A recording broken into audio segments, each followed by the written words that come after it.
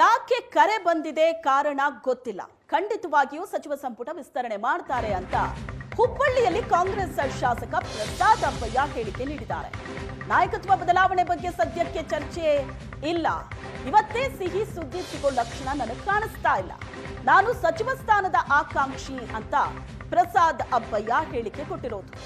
ನಾಯಕತ್ವ ಬದಲಾವಣೆ ಬಗ್ಗೆ ಸದ್ಯಕ್ಕೆ ಚರ್ಚೆ ಇಲ್ಲ ಅಂತ ಪ್ರಸಾದ್ ಅಬ್ಬಯ್ಯ ಹೇಳಿಕೆ ಕೊಟ್ಟಿದ್ದಾರೆ. ಹೈಕಮಾಂಡ್ದವರು ಸಿಎಂಗೆ ಡಿಸಿಎಂಗೆ ಕರೆದಿದ್ದಾರೆ. ಯಾವ ಕಾರಣಕ್ಕೆ ಅನ್ನೋದು ಇನ್ನೂ ಕೂಡ ಅದು ಸ್ಪಷ್ಟತೆ ಇಲ್ಲ. ಯಾವ ಚರ್ಚೆ ಇರ್ಬೋದು ಅದು. ಈಗೇನು ನಮ್ಮದು ರಾಜ್ಯಸಭಾದ್ದು ಮೆಂಬರ್ ಇರ್ಬೋದು, MLC ನಾಮಿನೇಷನ್ ಇರ್ಬೋದು, ಅದ್ರ ಬಗ್ಗೆ ಚರ್ಚೆ ಇರ್ಬೋದು. ಬಹುಶಃ ಕರೆದಿದ್ದಾರೆ. ಎಲ್ಲ ಬೇರೆ ಪಾರ್ಟಿ ಹಿತದೃಷ್ಟಿಯಿಂದ ಬೇರೆ ಬೇರೆ ಕಾರಣಗಳಿಂದ ಕೂಡ ಕರೆದಿರ್ಬೋದು. ಅದು ಯಾವುದು ಪುನರಚನೆ ಇದೇ ಸಮಯದಲ್ಲಿ ಆಗುತ್ತೆ ಅಲ್ಲ, ಮಾಡ್ತಾರೆ, ಅದೇನು ಖಂಡಿತ ಮಾಡ್ತಾರೆ. ಆದರೆ ಈಗ ಅದಕ್ಕೆ ಕರೆದಿದ್ದಾರೆ ಅನ್ನುವಂಥದ್ದು ಏನೋ ನನಗೆ ಕಾಣ್ತಾ ಇಲ್ಲ.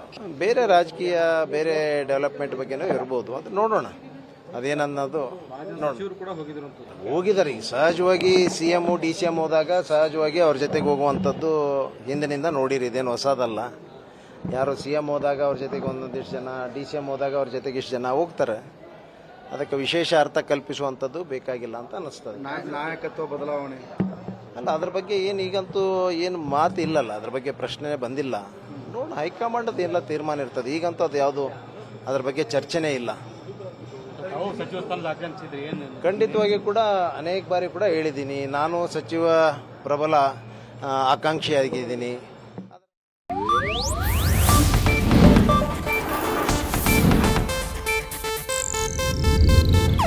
ಇದು ಏಷ್ಯಾನೆಟ್ ನ್ಯೂಸ್ ನೆಟ್ವರ್ಕ್ ಪ್ರಸ್ತುತಿ.